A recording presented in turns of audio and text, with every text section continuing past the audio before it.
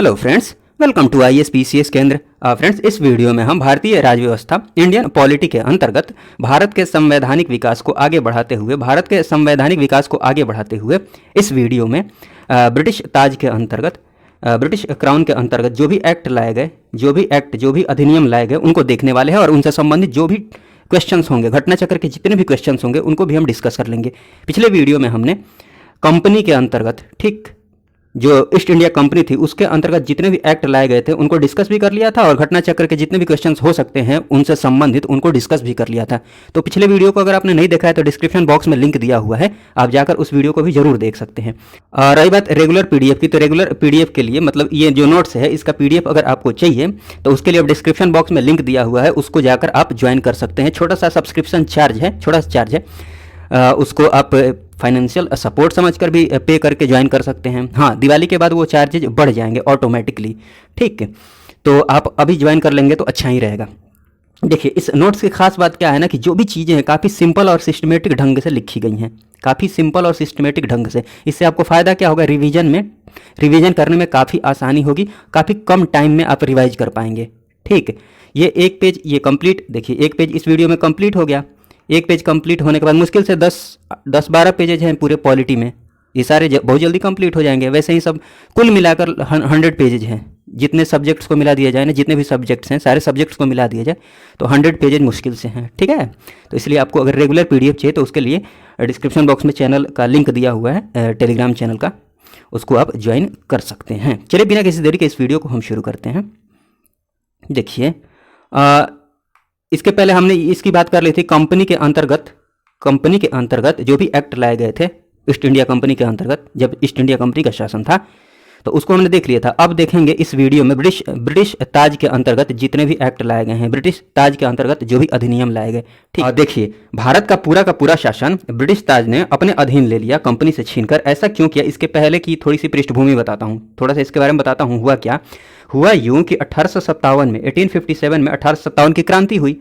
इस क्रांति काफ़ी व्यापक स्तर पर यह क्रांति हुई थी, ठीक। तो इस क्रांति ने अंग्रेजी जो शासन थी यहाँ की, जिसको कौन चला रहा था, कंपनी चला रही थी, ठीक। इनडायरेक्टली उसमें हाथ ब्रिटिश ताज का भी था, बट डायरेक्टली चला कौन रही थी यहाँ की शासन, कंपनी चला रही थी, ईस्ट इंडिया कंपनी चला रही थी। लेकिन 1857 की क्रांति ने अंग्रेजी शासन की चूल्हे हिला दी। लगभग ये भारत का शासन अंग्रेजी शासन के हाथ से, मतलब अंग्रेजों के हाथ से निकलने ही वाला था।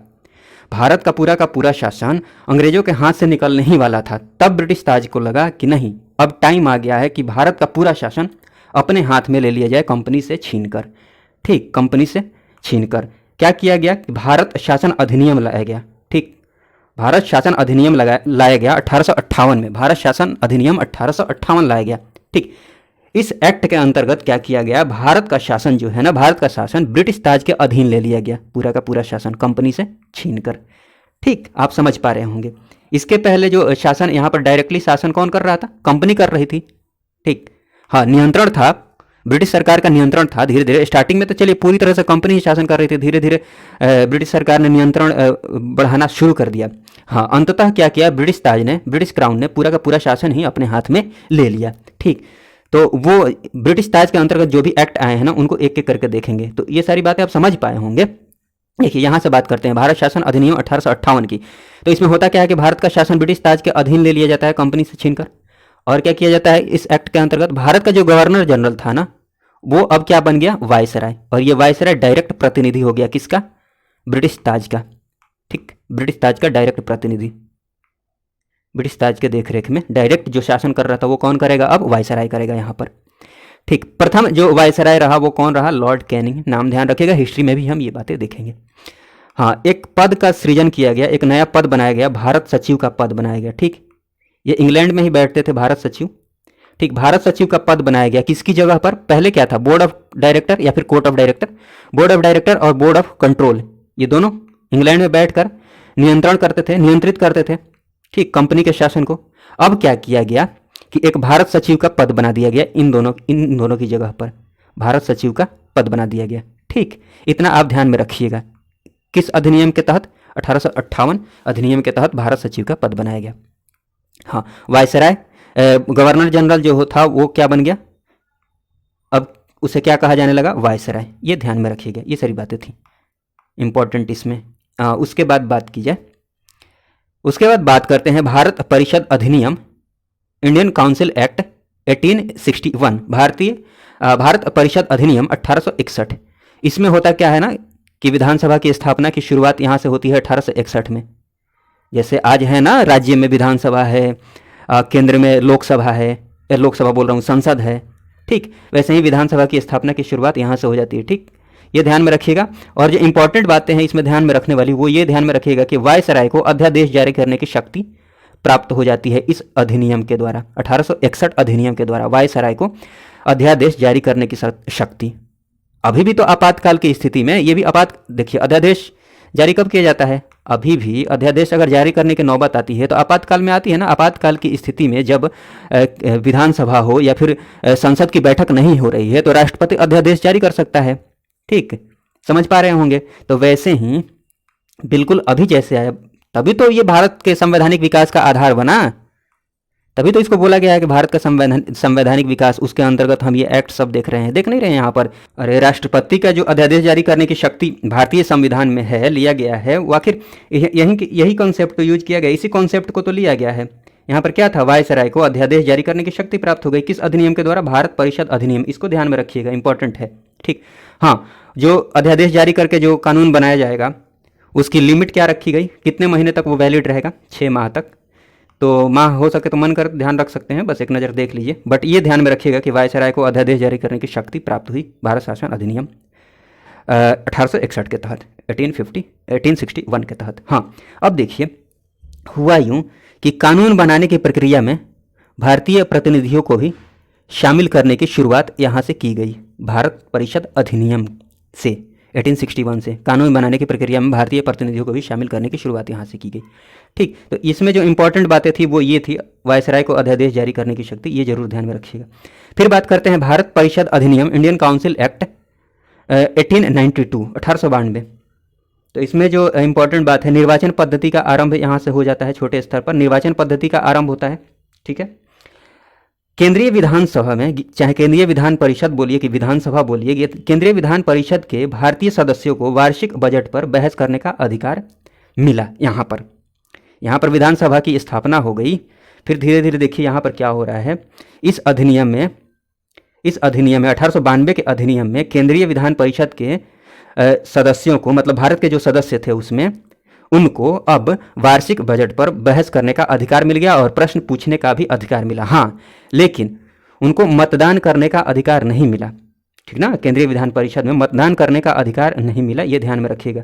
काय का अधिकार मिला, वार्षिक बजट पर बहस करने का अधिकार मिला, ये इंपॉर्टेंट है, जिसको हाईलाइट किया है ना वो इंपॉर्टेंट है, इसलिए आप इस पर विशेष फोकस कीजिएगा। बात करते हैं भारत परिषद अधिनियम 1909 की। देखिए, भारत परिषद अधिनियम 1909 को और किस नाम से जाना जाता है, मार्ले मिंटो सुधार। ये मार्ले मिंटो कौन था, देखिए उस टाइम भारत सचिव जो था, भारत सचिव के पद पर कौन था, मार्ले था, और लॉर्ड मिंटो किस पर था, वायसराय के पद पर, ठीक, मिंटो। तो इन्हीं के टाइम में, मार्लो मिंटो के टाइम में ये आया भारत परिषद अधिनियम, ठीक ना, इसीलिए इसे मार्ले मिंटो सुधार के नाम से भी जाना जाता है, ठीक। तो इतना ध्यान में रखिएगा, 1909 का जो अधिनियम था उसको मार्ले मिंटो सुधार के नाम से जाना जाता है। अब देखिए, भारतीयों को विधि निर्माण तथा प्रशासन, पहले तो विधि निर्माण में इनको थोड़ा सा यहाँ पर प्रतिनिधित्व मिला, ठीक, इनके प्रतिनिधियों को शामिल करने की शुरुआत की गई, कब, 1861 में। अब क्या किया गया, 1909 में क्या किया गया कि भारतीयों को विधि निर्माण तथा प्रशासन दोनों में प्रतिनिधित्व प्रदान किया गया, ठीक है। ये बात ध्यान में रखिएगा, काफ़ी अच्छे से मैंने सारी बातों को लिखा है तो आपको समझने में बहुत परेशानी नहीं होगी, ठीक। बस एक दो नज़र इसको देखते रहिए, रिवीजन के लिए काफ़ी अच्छा ये सोर्स है। वायसराय की कार्य परिषद में, कहने का मतलब वायसराय अकेले काम थोड़ी कर रहा था, वायसराय के कार्य परिषद में लोग थे इसकी हेल्प करने के लिए। तो वायसराय के कार्य परिषद में पहली बार किसको शामिल किया गया, पहले तो वायसराय के कार्यकारी परिषद में भारतीय शामिल नहीं थे, लेकिन पहली बार भारतीयों को शामिल किया गया, और प्रथम भारतीय कौन था, सत्येंद्र प्रसाद सिन्हा। तो ये नाम ध्यान रखेंगे आप, सत्येंद्र प्रसाद सिन्हा। कब शामिल किया गया वायसराय के कार्यकारी परिषद में, 1909 में, ठीक। तो ये नाम ध्यान में रखिएगा। और एक बात सुनिएगा, इसमें जो सबसे इंपॉर्टेंट बातें हैं ना आपको ध्यान में रखने वाली, कि सांप्रदायिक प्रतिनिधित्व का प्रावधान किया गया। अंग्रेज हमारा भला थोड़ी चाह रहे थे, वो देखिए यहाँ से क्या करना शुरू करेंगे, यहाँ से तोड़ने का प्रयास करेंगे, फूट डालो और राज करो, ठीक ना। तो यहाँ पर क्या कर रहे हैं, सांप्रदायिक प्रतिनिधित्व का प्रावधान ये लाए 1909 के मार्लियामेंटो सुधार के तहत। इसमें क्या किया गया, मुस्लिमों के लिए पृथक निर्वाचन प्रणाली की शुरुआत की गई, मुस्लिमों के लिए आरक्षण प्रदान किया गया, पृथक निर्वाचन प्रणाली की शुरुआत की गई। मतलब सांप्रदायिक प्रतिनिधित्व का प्रावधान कहाँ से शुरू होता है, 1909 के मार्लियामेंटो सुधार से। ये इंपॉर्टेंट है एग्जाम के लिए, ये जरूर ध्यान में रखिएगा, ठीक। गांधी जी ने इसी एक्ट के बारे में इसी वजह से क्या बोला था, इस एक्ट ने हमारा सर्वनाश कर दिया। किसने बोला था, गांधी जी ने बोला था, तो ये भी ध्यान में रखिएगा। अब बात कर लेते हैं भारत शासन अधिनियम 1919, गवर्नमेंट ऑफ इंडिया एक्ट 1919। इसका अन्य नाम क्या था, इसका अन्य नाम है मॉन्टेग्यू चेम्सफोर्ड सुधार, ठीक है ना, मॉन्टेग्यू चेम्सफोर्ड सुधार। अरे यहाँ भी क्या है कि मॉन्टेग्यू जो है ना भारत सचिव के पद पर था, पहला वाला नाम सचिव वाला हो गया, दूसरा वाला नाम जो है ना उस टाइम में वायसराय कौन था, लॉर्ड चेम्सफोर्ड, ठीक। तो पहला वाला नाम भारत सचिव के पद पर जो था उसका नाम है, और चेम्सफोर्ड जो है वायसराय के पद पर जो था इस टाइम में, ठीक। और इस एक्ट के तहत, भारत शासन अधिनियम 1919 एक्ट के तहत प्रथम बार प्रत्यक्ष चुनाव प्रणाली की शुरुआत की गई।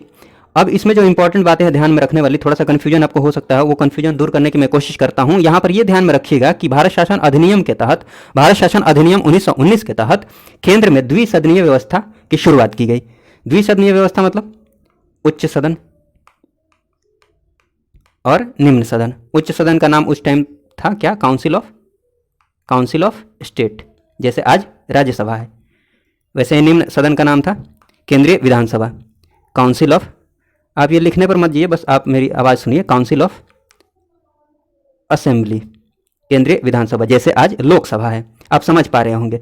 तो द्विसदनीय व्यवस्था की शुरुआत की गई केंद्र में, ये ध्यान में रखिएगा। किस अधिनियम के तहत, 1919, भारत शासन अधिनियम 1919।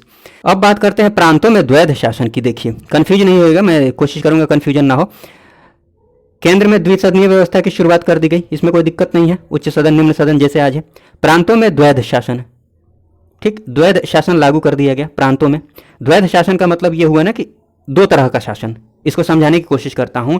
उस समय प्रांतों को दो विषय में बांट दिया गया, प्रांतों का जो विषय था ना उसको दो भागों में बांट दिया गया, एक आरक्षित विषय, ठीक, और एक आरक्षित विषय एक हो गया हस्तांतरित, समझिएगा, हस्तांतरित। ये आरक्षित विषय जो था ना, रिजर्व्ड, ये विषय अंग्रेजों ने अपने पास, अंग्रेजों मतलब वायसराय जो था और उसकी जो कार्यकारिणी परिषद थी, कार्यकारी परिषद थी, ठीक, उन्होंने इस विषय को अपने पास रख लिया। कहने का मतलब अंग्रेजों ने आरक्षित विषय को अपने पास रख लिया, या फिर ऐसे समझिए कि वायसराय ने ये वाला विषय, आरक्षित विषय अपने पास रख लिया। मतलब जो रुपया पैसे से संबंधित था, अर्थव्यवस्था से संबंधित था, राजस्व से संबंधित था, रेवेन्यू से, उनको अपने पास रख लिया, ठीक, जिनसे इनको नुकसान नहीं हो सकता था, जिनसे इनको फायदा होने वाला था, उन विषय को अपने पास रख लिया। और हस्तांतरित विषय को किसको दे दिया, जो चुन के आते थे केंद्रीय विधानसभा में, मतलब विधानसभा में जो चुन कर आ रहे थे भारत के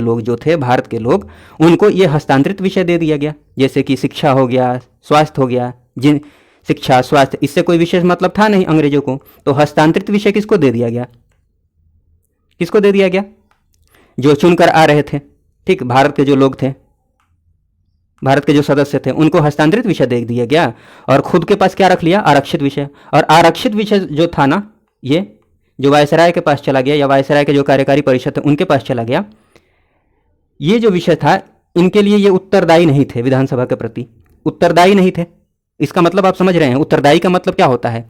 जैसे आज की जो सरकार है वो उत्तरदायी सरकार है, कुछ भी वो करती है तो उसको विधानसभा लोकसभा में जवाब देना पड़ता है, ठीक, सवाल जवाब होता है तो उनको बताना पड़ता है कि हाँ क्यों किया, रिस्पॉन्सिबल होते हैं, उत्तरदायी होते हैं। ऐसा नहीं कि कुछ भी कर लेंगे। एक होता है निरंकुश सरकार, एक होती है उत्तरदायी सरकार। तो निरंकुश सरकार में क्या होता है, मनमाना करेंगे, कोई जवाब, मतलब कोई उनको ये नहीं बताना कि मैंने क्यों किया क्यों नहीं किया, ये जवाब देने की उनको जरूरत होती नहीं है निरंकुश सरकार को। लेकिन जो उत्तरदायी सरकार होती है उनको बताना पड़ता है कि हाँ क्यों किया, ठीक ना, आप समझ पा रहे होंगे उत्तरदायी और नहीं उत्तरदायी का मतलब, वो समझाने की मैं कोशिश कर रहा हूँ। तो जो आरक्षित विषय था ना, आरक्षित विषय जो वायसराय और कार्यकारी परिषद उनके जो थे, जिनके पास ये आरक्षित विषय था, वो उत्तरदायी नहीं थे। लेकिन हस्तांतरित विषय था, एक तो इनके पास हस्तांतरित विषय जो आया था वो रुपया पैसा वाला नहीं था, रेवेन्यू वाला था नहीं, जो फायदा वाला था, अंग्रेजों के फायदा वाला, उनको तो खुद अपने पास रख लिया और उत्तरदायी भी नहीं थे इसके प्रति। लेकिन हस्तांतरित विषय जो था ना, ये जो भारत के सदस्य थे उनके पास ये आया हस्तांतरित विषय, और ये विधानसभा के प्रति उत्तरदायी भी थे, ये रिस्पॉन्सिबल भी थे, बताना पड़ता था इनको सब कुछ, क्या किया क्या नहीं किया, ठीक क्यों किया, ये सारी बातें आप समझ पा रहे होंगे, इतना कहने का मतलब।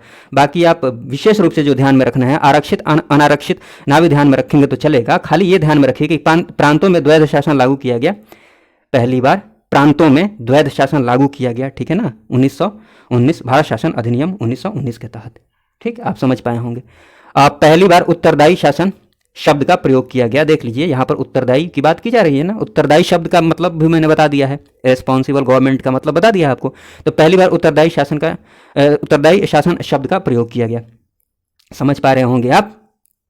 देखिए यहाँ पर द्वैध शासन लाया गया, दो तरह का शासन, पहले तो अंग्रेज ही शासन कर रहे थे ना, पहले क्या कर रहे थे, अंग्रेज ही शासन कर रहे थे, सब कुछ वही देख रहे थे, चाहे आरक्षित विषय हस्तांतरित विषय बाद में न लाया गया, बाकी सारे इसके पहले तो सारे विषय पर वही काम कर रहे थे, अंग्रेज ही काम कर रहे थे। यहाँ पर बस भारतीय जनता को खुश करने के लिए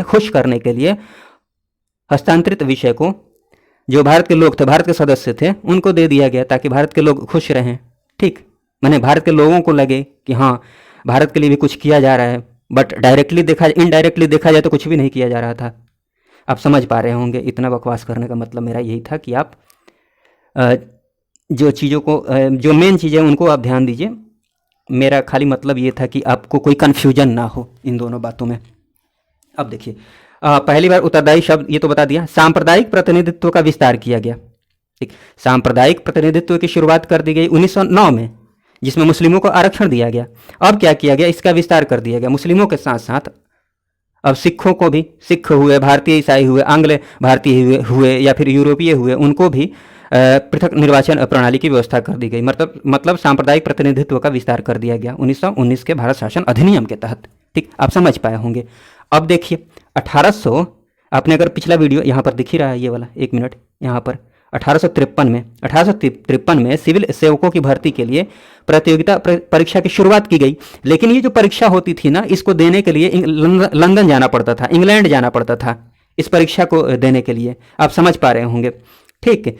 लेकिन 1922 में काफ़ी प्रयास के बाद ICS की परीक्षा, इंडियन सिविल सर्विसेज की परीक्षा, सिविल सेवकों की परीक्षा भारत में भी शुरू की गई, ठीक, किस एक्ट के तहत, 1919 भारत शासन अधिनियम 1919 के तहत, आप समझ पा रहे होंगे, ठीक है।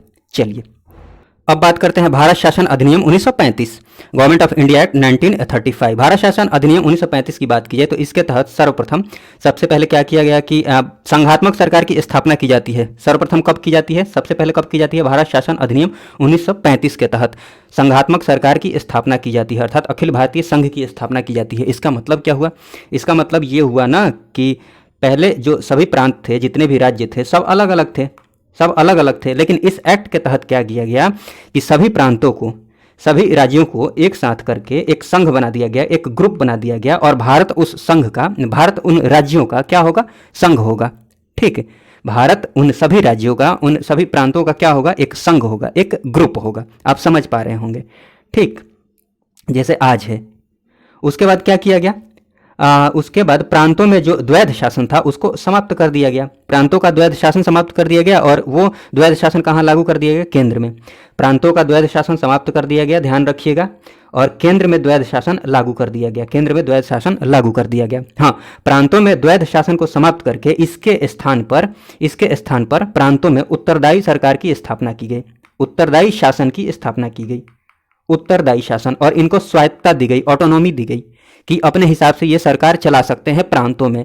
लेकिन उत्तरदायी का मतलब ये हुआ कि ये रिस्पॉन्सिबल भी होंगे, ऐसा थोड़ी है कि मन मर्जी से चला सकते हैं, अभी भी तो वैसा ही है लगभग, ठीक, लगभग वैसा नहीं है, लेकिन आपको देखने को मिलता है ना कि यहाँ भी मान लीजिए संवैधानिक जो स्थिति है उसमें अगर विफलता देखी जाती है, संवैधानिक विफलता देखी जाती है, संविधान के अकॉर्डिंग काम नहीं होता है किसी राज्य में, तो राष्ट्रपति शासन लागू होता है ना, आप समझ पा रहे होंगे।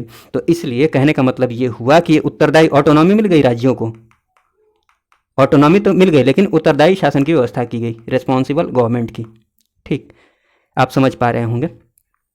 ये तो बस मैं ऐसे ही समझा रहा हूँ, बाकी जो मेन पॉइंट्स हैं वो ये सारे हैं, इनको आप विशेष रूप से ध्यान में रखिएगा कि प्रांतों में द्वैध शासन समाप्त कर दिया गया, केंद्र में द्वैध शासन को लागू कर दिया गया, प्रांतों को स्वायत्तता दी गई, ऑटोनॉमी दी गई कि अपने हिसाब से, अपने अकॉर्डिंग सरकार को चला सकते हैं, ठीक, इनको स्वायत्तता दी गई, लेकिन शासन की जो व्यवस्था की गई, उत्तरदायी शासन की व्यवस्था की गई, ये रिस्पॉन्सिबल थे। ठीक, आप समझ पा रहे होंगे। हाँ, इसी एक्ट के तहत, भारत शासन अधिनियम 1935 एक्ट के तहत भारतीय रिजर्व बैंक की स्थापना की जाती है। कब? 1 अप्रैल 1935 को, याद रखिएगा। और संघीय, इसी एक्ट के तहत संघीय न्यायालय की भी स्थापना की गई। कब? 1 अक्टूबर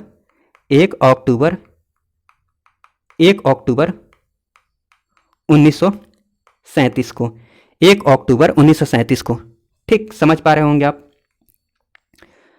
उसके बाद हाँ, ये भी ध्यान में रखिएगा कि बर्मा को ब्रिटिश भारत से अलग कर दिया गया, ये एक फैक्ट है, देख सकते हैं इसको।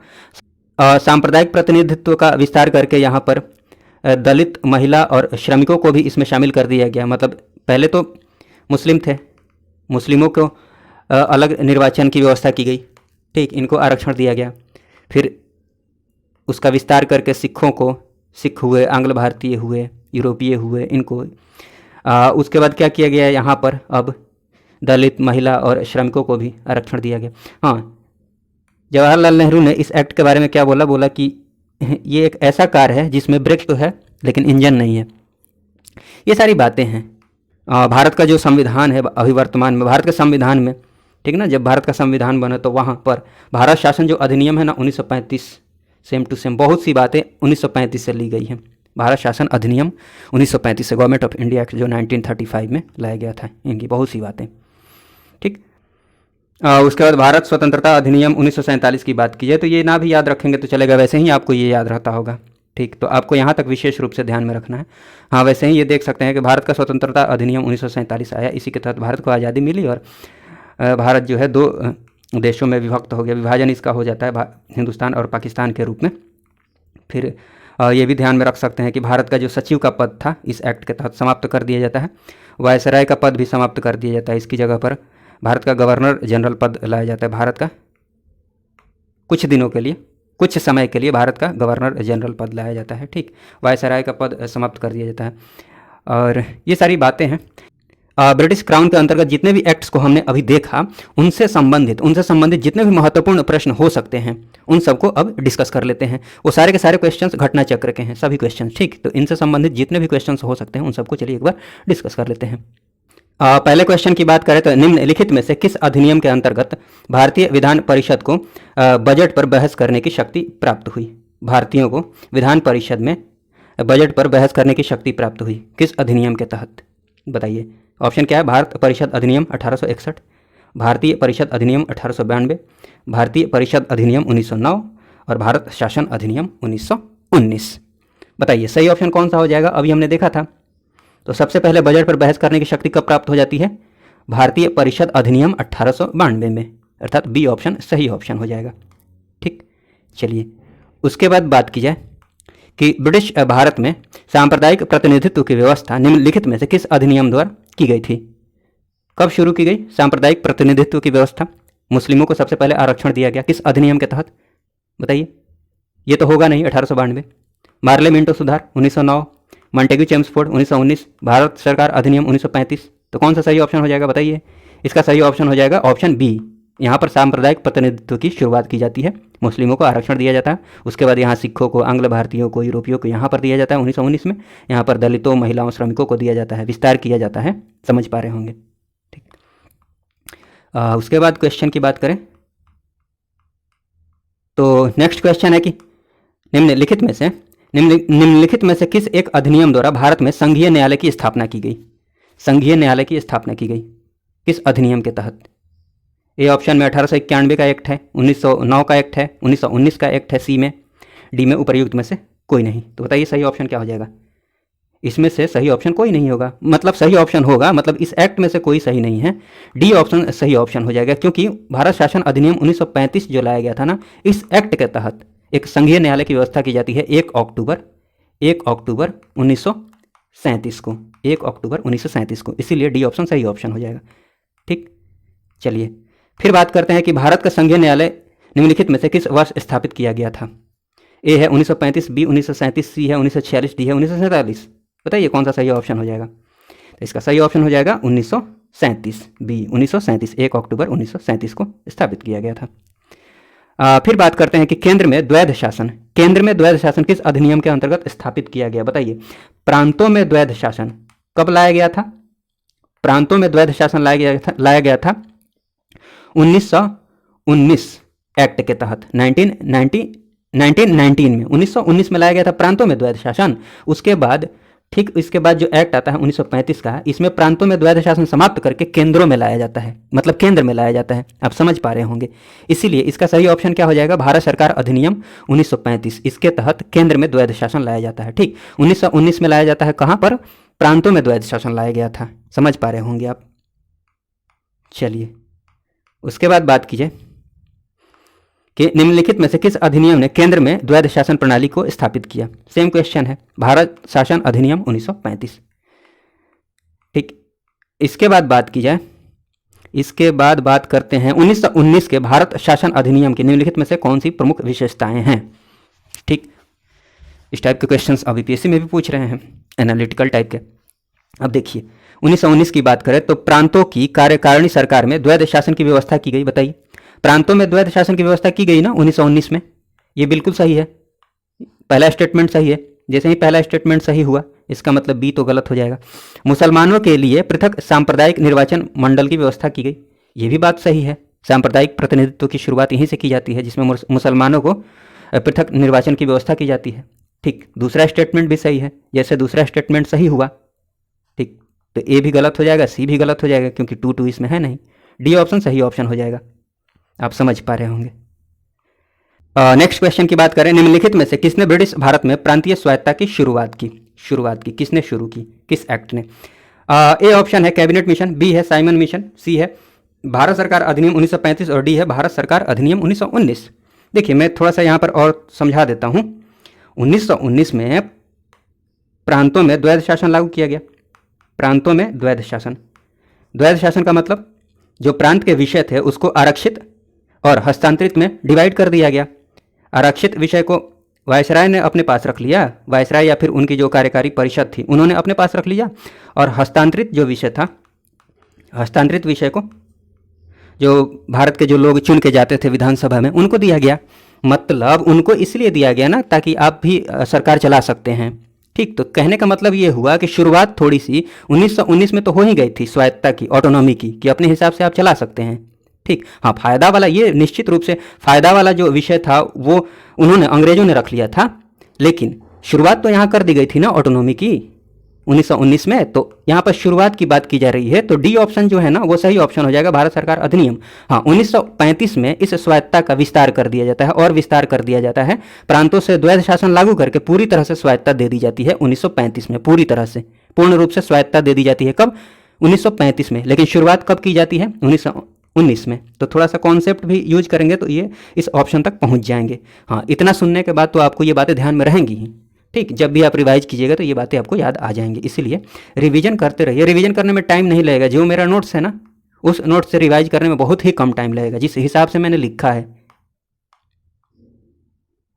उसके बाद बात कर लेते हैं कि भारतीय विधान पालिका पहली बार द्विसदनीय बनाई गई। ठीक, भारतीय विधान पालिका, विधान परिषद, विधानसभा पहली बार द्विसदनीय बनाई गई। कब द्विसदनीय बनाई गई? बताइए, मैंने बोला था कि इंपॉर्टेंट है। तो इसका सही ऑप्शन क्या हो जाएगा? इसका सही ऑप्शन हो जाएगा ऑप्शन सी, 1919 के भारत सरकार अधिनियम द्वारा। ठीक है ना, द्विसदनीय व्यवस्था की गई, द्विसदनीय। और ये सारी चीज़ें मैंने एक्सप्लेन कर दी है, तो आप देखते रहिएगा वहाँ पर।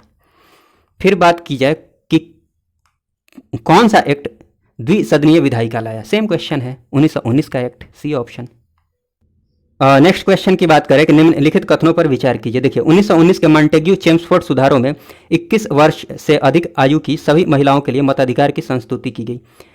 देखिए ये मैंने बात आपको बताई नहीं है, यहाँ पर बता देता हूँ कि जो मताधिकार दिया गया था वो कुछ सीमित वर्ग के महिलाओं के लिए दिया गया था, सबको अधिकार नहीं दिया गया था, इसीलिए ये वाला स्टेटमेंट है ना गलत हो जाएगा।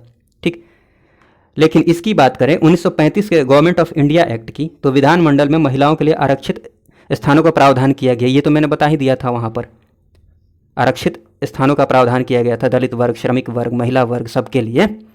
ठीक, ये बता दिया है मैंने, इसमें कोई दिक्कत की बात नहीं है। तो इसका जो सही ऑप्शन हो जाएगा ना, इसका सही ऑप्शन हो जाएगा बी, क्योंकि केवल 2 ही सही है, पहला वाला गलत है। देखिए मॉन्टेग्यू चेम्सफोर्ड सुधार अधिनियम जो आया था, भारत सरकार अधिनियम, इसके द्वारा महिलाओं को मताधिकार प्रदान किया गया था, लेकिन यह सीमित वर्ग की महिलाओं के लिए था।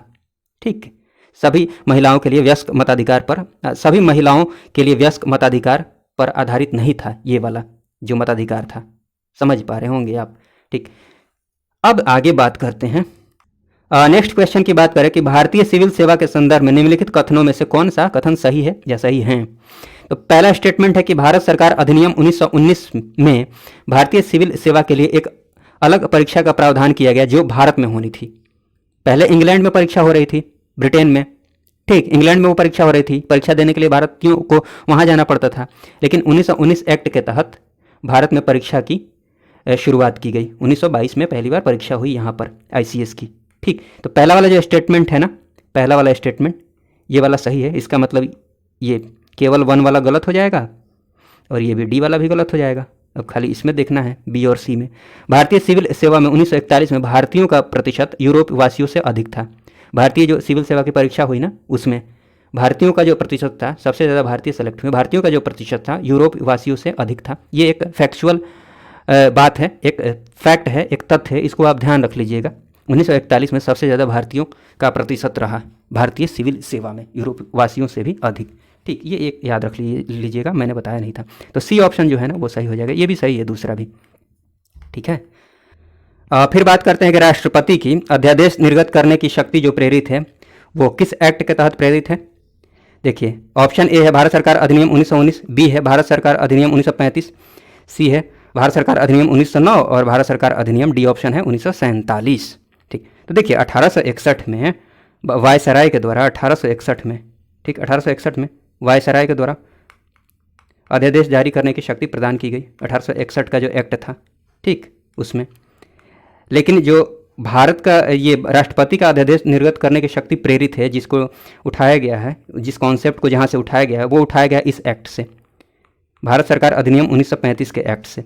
यहाँ पर लिखा हुआ है, यद्यपि ब्रिटिश सरकार में गवर्नर जनरल को 1851 के भारत परिषद अधिनियम से ही विधान परिषद की अनुमति के बिना अध्यादेश जारी करने की शक्ति प्राप्त थी, तथापि भारतीय संविधान में राष्ट्रपति की अध्यादेश निर्गत करने की शक्ति जो है ना, जो अनुच्छेद 129 में वर्णित है, भारत सरकार अधिनियम के 1935 की धारा 42 एवं 43 से प्रेरित है। ठीक, मतलब इस एक्ट से डायरेक्ट इस बात को उठा लिया गया है, भारत राष्ट्रपति को अध्यादेश जारी करने की शक्ति वाली जो बात है, ठीक, उस आर्टिकल को उठा लिया गया है। कहाँ से? भारत सरकार अधिनियम 1935 के एक्ट से। ठीक है, शुरुआत तो 1861 में हो जाती है, बट जो आर्टिकल उठाया गया है वो कहाँ से उठाया गया है? 1935 से। ठीक, ये धारणा भी याद रखेंगे तो चलेगा। फिर बात करते हैं कि निम्नलिखित में से किस अधिनियम द्वारा संवैधानिक निरंकुशता का सिद्धांत प्रवृत्त किया गया। ठीक, निम्नलिखित में से किस संविधान द्वारा संवैधानिक निरंकुशता का सिद्धांत प्रवृत्त किया गया। थोड़ा सा कॉन्सेप्चुअल है, दिमाग लगाएंगे तो हो जाएगा। ऑप्शन ए है 1919 का 1909 का भारत काउंसिल अधिनियम, बी है 1919 का भारत सरकार अधिनियम, सी है 1935 का भारत सरकार अधिनियम और डी है 1947 का भारत स्वतंत्रता अधिनियम। ठीक, तो आप दिमाग लगाइए कि कब संवैधानिक निरंकुशता का सिद्धांत, मतलब जो सरकार होगी वो निरंकुश नहीं होगी, कब ज़्यादा देखने को मिला, कब? तो 1935 में आप देख रहे हैं ना, 1935 में क्या क्या किया गया है। 1935 वाला एक्ट ध्यान में लाइए। यहाँ पर भारत एक संघ होगा, संघ राज्य की स्थापना की जाती है, मतलब अखिल भारतीय संघ की स्थापना की जाती है। ठीक है, संघीय न्यायपालिका की स्थापना की जाती है, भारतीय रिजर्व बैंक की स्थापना की जाती है और केंद्र और राज्यों के मध्य शक्तियों का विभाजन किया जाता है। ये सारी बातें होती हैं, तो इसीलिए सी ऑप्शन सबसे सटीक ऑप्शन होगा, सी ऑप्शन सही ऑप्शन हो जाएगा। ठीक, तो ये थोड़ा सा दिमाग लगाने वाला क्वेश्चन था। नेक्स्ट क्वेश्चन की बात कीजिए, लेकिन उससे पहले एक बात बता दूं कि जो ये नोट्स है ना अभी डिस्कस किया, जिस नोट्स पर हमने डिस्कशन किया अभी, उसमें एक बात एक लाइन में लिखना भूल गया हूं। मैं जब नोट्स प्रोवाइड करूंगा तो उसमें लिख दूंगा, भारत शासन जो अधिनियम है ना, भारत शासन अधिनियम, आप टेंशन नहीं लीजिए, मैं उसमें लिख दूंगा भारत शासन अधिनियम। भारत शासन अधिनियम 1935 के तहत शक्तियों का विभाजन किया गया केंद्र और राज्यों में, शक्तियों का विभाजन किया गया केंद्र और राज्यों में। ठीक, जैसे इस समय शक्तियों का विभाजन किया गया है ना, संघ सूची, राज्य सूची और समवर्ती सूची में, वैसे ही उस समय भारत शासन अधिनियम के तहत शक्तियों का विभाजन किया गया केंद्र और राज्यों में। ठीक, तो ये एक बात ध्यान में रखिएगा आप। मैं नोट जो है ना, ये नोट्स है, इसमें मेंशन कर दूंगा, लिख दूंगा मैं, टेंशन नहीं लीजिए, एक लाइन की बात है। हाँ, तो क्वेश्चन क्या है कि भारत के संविधान में, ठीक, अभी जो भारत का संविधान है, भारत के संविधान में केंद्र और राज्य के बीच किया गया शक्तियों का विभाजन इनमें से किस में उल्लिखित योजना पर आधारित है? ठीक, किस एक्ट में इसका उल्लेख किया गया था?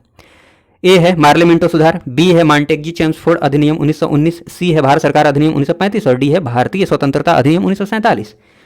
ठीक, तो इसका सही ऑप्शन क्या हो जाएगा? ऑप्शन सी, भारत सरकार अधिनियम 1935। ठीक, देख लीजिए यहाँ पर भारत के संविधान में केंद्र और राज्यों के मध्य शक्तियों का विभाजन भारत सरकार अधिनियम 1935 में उल्लिखित योजना पर आधारित था। इस अधिनियम की 7वीं अनुसूची में संघीय, राज्य और समवर्ती सूची में विषयों का विभाजन किया गया था। इसके अतिरिक्त प्रांतों में द्वैध शासन समाप्त कर केंद्र में द्वैध शासन लागू कर दिया गया था, जो प्रांतीय स्वायत्तता के सूत्रपात का संकेत था। ये सारी बातें मैं बता चुका हूँ। इसमें एक अखिल भारतीय महासंघ की स्थापना करने का प्रावधान शामिल था। 1935 की बात की जा रही है। इस संघ का निर्माण तत्कालीन ब्रिटिश भारत के प्रांतों, चीफ कमिश्नर प्रांतों एवं देशी रियासतों से मिलाकर होना था, लेकिन परंतु यह व्यवस्था लागू नहीं की जा सकी। ठीक, ये सारी बातें हैं। 1935 के भारत सरकार अधिनियम द्वारा स्थापित होने वाले संघ में, ठीक ना, 1935 के भारत सरकार अधिनियम जो था ना, भारत सरकार अधिनियम द्वारा स्थापित होने वाले संघ में, ठीक, भारत एक संघ था, तो उस संघ में अवशिष्ट जो शक्तियां बच जाती थी ना, जैसे अभी है अवशिष्ट जो शक्तियां बच जाती थी, जैसे अभी है ना संघ सूची, राज्य सूची, समवर्ती सूची, और जो अवशिष्ट शक्तियां बच जाती है इनके अलावा भी, तो अवशिष्ट शक्तियों पर जो कानून बनाने का अधिकार है वो भारत सरकार को है ना, वैसे ही अवशिष्ट शक्तियां जो बच जाती थी, ठीक, उन पर कानून बनाने का अधिकार किसको था? गवर्नर जनरल को। ठीक, अवशिष्ट शक्तियां जो प्रदान की गई वो किनको प्रदान की गई? गवर्नर जनरल को प्रदान की गई। ठीक, गवर्नर जनरल को उस टाइम। तो ये सारी बातें हैं। निम्न में से एक भारत सरकार अधिनियम 1935 की मुख्य विशेषता में से नहीं थी क्या? क्या नहीं थी? ऑप्शन ए है, इस अधिनियम में अखिल भारतीय महासंघ का प्रावधान था। ये तो बिल्कुल सही बात है, ये गलत नहीं है। अवशिष्ट विषय, जो बाकी विषय बच गए, केंद्रीय मतलब शक्तियों का विभाजन किया गया केंद्र और प्रांतों में, इसके अलावा अगर कोई विषय बच गया, मतलब अवशिष्ट जो विषय बच गए वो प्रांतीय विधायकों को आवंटित किए गए नहीं। प्रांतीय विधायकों को आवंटित नहीं किए गए। ये किसको आवंटित किए गए? गवर्नर जनरल को। जैसे आज का कॉन्सेप्ट है, थोड़ा सा आप कॉन्सेप्ट यूज करेंगे तो आपको काफ़ी आसानी से चीज़ें क्लियर हो जाएंगी। ऐसे ही तो क्वेश्चंस पूछे जाते हैं, एनालिटिकल क्वेश्चन, दिमाग लगाने वाले। ठीक, तो ए ऑप्शन सही है, बी तो गलत है। एक ही पूछा है तो यहीं पर काम खत्म हो जाएगा, बट चलिए आगे भी देख लेते हैं। यहाँ प्रांतीय स्वायत्तता के सूत्रपात का संकेत दिखता है। हाँ, प्रांतीय स्वायत्तता की बात की गई है, ये सही है, सी। इसने प्रांतीय स्तर पर द्वैध शासन प्रणाली को समाप्त कर केंद्र में लागू किए, ये भी बात सही है। मतलब बी ऑप्शन जो है ना गलत है। इसका मतलब इस क्वेश्चन के अकॉर्डिंग बी ऑप्शन सही हो जाएगा, राइट आंसर हो जाएगा। ठीक, उसके बाद बात करते हैं कि, थोड़ा सा इसको जूम कर लूँ, इसके बाद बात करते हैं कि एक संघीय व्यवस्था और केंद्र में द्वैध शासन भारत में लागू किया गया था। केंद्र में द्वैध शासन कब लागू किया गया था? इसका सही ऑप्शन हो जाएगा 1935 के अधिनियम द्वारा। ये कई बार मैं बोल चुका हूँ। फिर बात करें कि अखिल भारतीय महासंघ की स्थापना का प्रावधान कब किया गया, तो ये भी सिंपल सा क्वेश्चन है, भारत सरकार अधिनियम 1935 के तहत। ये ऑप्शन सही ऑप्शन हो जाएगा। और बात की जाए नेक्स्ट क्वेश्चन की, निम्नलिखित में से किस एक अधिनियम ने भारत में संघीय शासन की व्यवस्था दी? सिंपल क्वेश्चन, वही सी, भारत सरकार अधिनियम 1935। नेक्स्ट क्वेश्चन, 1935 के अधिनियम द्वारा स्थापित संघ में अवशेष शक्तियां, जो बाकी शक्तियां हुई, ठीक, अवशेष शक्तियां, अवशिष्ट शक्तियां किसको दी गई थी? तो गवर्नर जनरल को, सी। ठीक, बहुत सिंपल है। नेक्स्ट क्वेश्चन की बात की जाए कि निम्नांकित में से कौन सा एक भारत शासन अधिनियम 1935 में स्वीकार किया हुआ महत्वपूर्ण और स्थायी अवयव नहीं है? ठीक, कौन सी ऐसी बात है जो 1935 में स्वीकार नहीं किया हुआ है? देखिए, ए ऑप्शन की बात की है तो देश के लिए एक लिखित संविधान होगा, ऐसा तो कुछ कहा ही नहीं गया है उसमें। ठीक, ये आप खुद भी दिमाग लगा सकते हैं। लिखित संविधान की बात तो बहुत बाद में आएगी, तो यहीं पर काम खत्म हो जाता है। ए ऑप्शन सही ऑप्शन हो जाएगा। आगे भी देख लीजिए, विधानमंडल के लिए निर्वाचित एवं जवाबदेह प्रतिनिधि, विधानमंडल के लिए निर्वाचित, निर्वाचन तो हो ही रहा था, जवाबदेह प्रतिनिधि अर्थात उत्तरदायी प्रतिनिधि, इसकी बात भी मैंने की है। ठीक, तो थोड़ा सा आप दिमाग लगाइए, रिवीजन करते रहिएगा ना तो चीज़ें आपको ध्यान में आ जाएंगी। एक संघ योजना का विचार, ठीक, भारत एक संघ होगा, ये भी सही है। ये सारी बातें हैं। फिर 1935 की बात की जाए, 1935 का गवर्नमेंट ऑफ इंडिया एक्ट क्यों महत्वपूर्ण है? तो ए ऑप्शन की बात करते हैं तो यह भारतीय संविधान का प्रमुख स्रोत है, निश्चित रूप से प्रमुख स्रोत है, निश्चित रूप से प्रमुख स्रोत है भारतीय संविधान का 1935 का गवर्नमेंट ऑफ इंडिया एक्ट। इसके द्वारा भारत को स्वतंत्रता मिली नहीं, स्वतंत्रता तो 1947 में मिली, भारत स्वतंत्रता अधिनियम के तहत। ठीक, तो बी तो गलत है। यही सही ऑप्शन हो जाएगा, बट ऑप्शन देख लेते हैं। सी में लिखा हुआ है कि इसमें भारत विभाजन उल्लिखित है, नहीं 1947 में है।